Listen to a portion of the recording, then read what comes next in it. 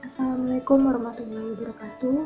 Perkenalkan, kami dari kelompok 2. Pada pertemuan kali ini kami akan mempresentasikan tentang sistem perekonomian Indonesia.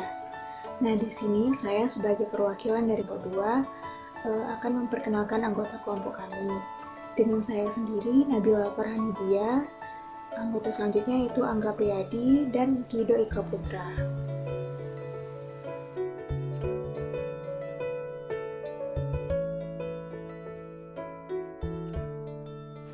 Baiklah, indikator materi yang akan kami jelaskan yaitu yang pertama, definisi sistem perekonomian Indonesia, yang kedua, macam-macam sistem perekonomian Indonesia, yang ketiga, ciri-ciri sistem perekonomian di Indonesia, dan yang keempat, pelaku utama dalam sistem perekonomian Indonesia. Assalamualaikum warahmatullahi wabarakatuh. Saya Angga Priyadi. Saya ingin menjelaskan 2.1 yaitu konsep sistem ekonomi. Yang pertama, pengertian sistem ekonomi. Istilah sistem berasal dari perkataan sistema, bahasa Yunani, yang dapat diartikan sebagai keseluruhan yang terdiri dari macam-macam bagian. Definisi sistem ekonomi menurut para ahli. Yang pertama yaitu menurut Dumairi 1996.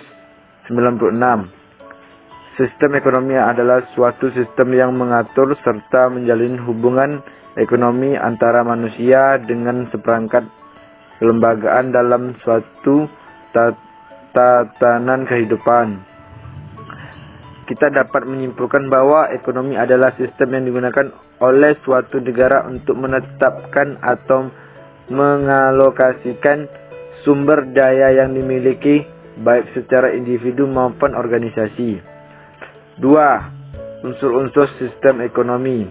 Unit ekonomi seperti rumah tangga, perusahaan, serikat buruh, instansi pemerintah, dan lembaga-lembaga lain yang berkaitan dengan kegiatan ekonomi. Perilaku ekonomi seperti konsumen, produsen, buruh, investor, dan pejabat yang terkait. Lingkungan sumber daya alam SDA dan sumber daya manusia SDM, sumber daya kapital SDK, sumber daya teknologi SDT. 3. Tujuan sistem ekonomi. Tujuan sistem ekonomi suatu bangsa atau negara pada umumnya meliputi empat tugas pokok. Yang A. Menentukan berapa banyak dan bagian produk dan jasa-jasa yang dibutuhkan akan dihasilkan. B. Mengalokasikan produk nasional bruto PNB untuk konsumen rumah tangga, konsumsi masyarakat, penggantian stok modal, investasi. C. Mendistribusikan pendapat nasional PN di antara anggota masyarakat sebagai upah atau gaji, keturunan atau bunga dan sewa. D. Memelihara dan meningkatkan hubungan ekonomi dengan luar negeri. Baiklah, saya akan melanjutkan materi yang selanjutnya yaitu macam-macam sistem ekonomi di Indonesia. Yang pertama yaitu sistem perekonomian tradisional. Sistem ekonomi tradisional merupakan sistem ekonomi yang diterapkan oleh masyarakat zaman dahulu. Dalam sistem ekonomi ini, nilai-nilai sosial, kebudayaan, dan kebiasaan masyarakat setempat sangat berpengaruh kuat. Dalam bidang produksi, biasanya mereka hanya memproduksi untuk diri sendiri saja. Oleh karena itu, sistem ekonomi tradisional ini sangat sederhana sehingga tidak lagi bisa menjawab permasalahan ekonomi yang semakin berkembang. Yang kedua yaitu sistem ekonomi terpusat atau komando. Sistem ekonomi ini sering juga disebut sebagai sistem ekonomi sosialis atau terpusat. Sistem ekonomi komando merupakan sistem ekonomi yang menghendaki pengaturan perekonomian dilakukan oleh pemerintah secara terpusat. Oleh karena itu, dalam sistem ekonomi ini, peranan pemerintah dalam berbagai kegiatan ekonomi sangat dominan. Yang ketiga yaitu sistem ekonomi pasar. Sistem ekonomi pasar merupakan suatu tata cara pengaturan kehidupan perekonomian yang didasarkan kepada mekanisme pasar, yaitu interaksi antara permintaan dan penawaran suatu barang yang kegiatannya tergantung pada kekuatan modal yang dimiliki oleh setiap individu. Yang selanjutnya yaitu sistem ekonomi campuran. Sistem ekonomi campuran ini merupakan suatu tata cara kehidupan perekonomian yang dikendalikan dan diawasi oleh pemerintah. Tetapi masyarakat masih mempunyai kebebasan yang cukup luas untuk menentukan kegiatan-kegiatan ekonomi yang ingin mereka jalankan. Sistem ekonomi campuran seringkali disebut sebagai perpaduan antara sistem ekonomi pasar dan sistem ekonomi komando.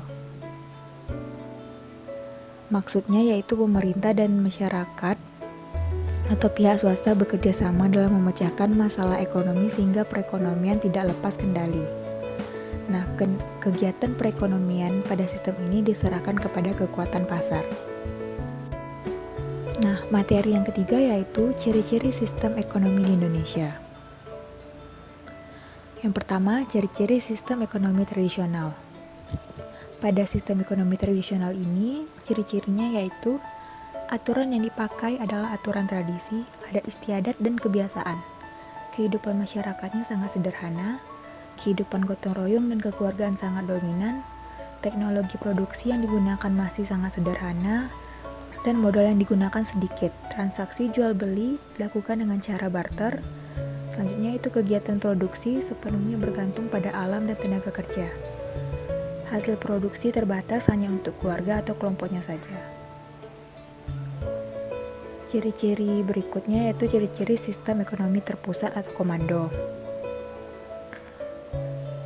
Yang pertama, semua permasalahan ekonomi dipecahkan oleh pemerintah pusat. Yang kedua, kegiatan ekonomi yang meliputi produksi, distribusi, dan konsumsi diatur oleh negara. Ketiga, semua alat produksi dikuasai oleh negara sehingga kepemilikan individu atau pihak swasta tidak diakui. Ciri-ciri sistem ekonomi pasar. Yang pertama, sistem ekonomi setiap individu memiliki kebebasan untuk memiliki faktor-faktor produksi. Setiap individu memiliki kebebasan untuk memiliki faktor-faktor produksi. Yang kedua, perekonomian diatur oleh mekanisme pasar. Yang ketiga, peranan modal dalam perekonomian sangat menentukan bagi setiap individu untuk menguasai sumber-sumber ekonomi sehingga dapat menciptakan efisiensi. Yang keempat, peranan pemerintah dalam perekonomian sangat kecil. Yang kelima, hak milik atas alat-alat produksi dan distribusi merupakan hak milik perseorangan yang dilindungi sepenuhnya oleh negara. Yang keenam, yaitu setiap kegiatan ekonomi didasarkan atas pencarian keuntungan. Yang ketujuh, kegiatan perekonomian selalu berdasarkan keadaan pasar. Selanjutnya, ciri-ciri sistem ekonomi campuran. Yang pertama, hak milik individu atas faktor-faktor produksi diakui, tetapi ada pembatasan dari pemerintah. Yang kedua, kebebasan bagi individu untuk berusaha tetap ada sehingga setiap individu memiliki hak untuk mengembangkan kreativitasnya sesuai dengan kemampuan yang dimilikinya. Tiga, kepentingan umum lebih diutamakan.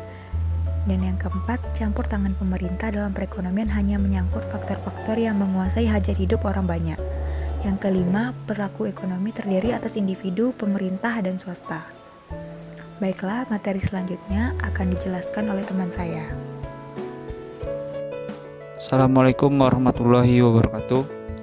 Nama saya Ridho Ika Putra. Di sini saya akan menjelaskan pelaku utama dalam sistem perekonomian Indonesia. Yang pertama yaitu pemerintah atau BUMN.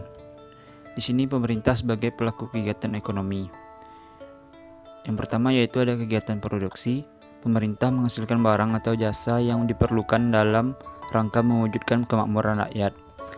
Adapun kegiatan konsumsi, pemerintah akan membutuhkan bahan-bahan dasar yang digunakan untuk membangun fasilitas-fasilitas yang dibutuhkan oleh masyarakat. Di sini juga ada kegiatan distribusi. Pemerintah menyalurkan barang-barang yang telah diproduksi oleh perusahaan negara kepada masyarakat. Selanjutnya itu ada pemerintah sebagai pengatur kegiatan ekonomi. Maksudnya itu pemerintah dalam melaksanakan pembangunan di bidang ekonomi tidak hanya berperan sebagai pelaku ekonomi, akan tetapi pemerintah juga berperan dalam merencanakan, membimbing, dan mengarahkan terhadap jalannya roda perekonomian demi tercapainya pembangunan nasional. Pemerintah memiliki kebijakan-kebijakan dalam menempuh peranannya. Kebijakan-kebijakan tersebut adalah: yang pertama, pemerintah mengeluarkan Undang-Undang Nomor 25 Tahun 1992 tentang perkoperasian. Yang kedua, pemerintah mengeluarkan Undang-Undang Nomor 7 Tahun 1992 mengatur tentang usaha perbankan.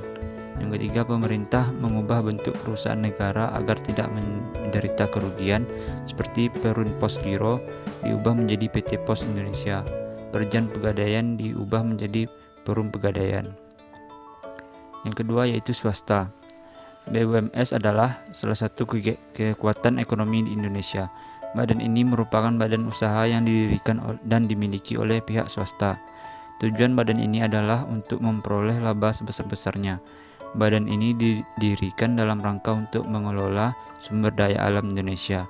Namun dalam pelaksanaannya tidak boleh bertentangan dengan peraturan pemerintah dan Undang-Undang Dasar 1945. Dalam hal ini, pemerintah juga memiliki kebijakan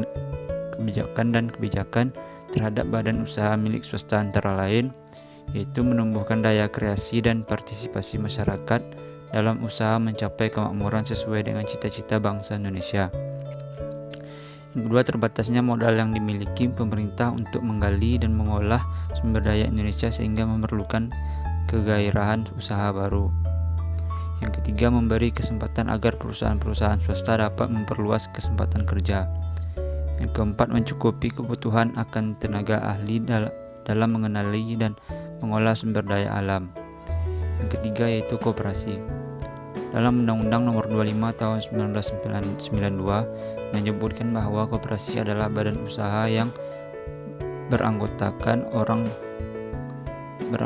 seseorang atau badan hukum koperasi dengan melandaskan kegiatannya berdasarkan prinsip koperasi sekaligus sebagai gerakan ekonomi rakyat yang berdasarkan atas asas kekeluargaan.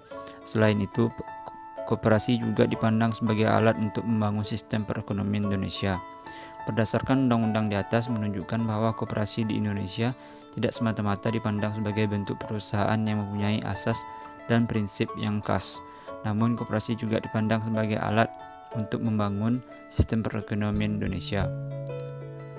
Koperasi memiliki beberapa landasan ekonomi, antara lain landasan ideal atau Pancasila, landasan struktural Undang-Undang 1945, landasan operasional Undang-Undang Nomor 25 Tahun 1992, dan anggaran dasar dan anggaran rumah tangga. Keempat, landasan mental atau kesadaran pribadi dan kesetiakawanan. Tujuan dari didirikannya koperasi adalah memajukan kesejahteraan anggota pada tatanan perekonomian khususnya dan masyarakat pada umumnya, serta ikut membangun tatanan perekonomian nasional dalam rangka mewujudkan masyarakat yang maju, adil dan makmur, berlandaskan atas Pancasila dan Undang-Undang Dasar 1945.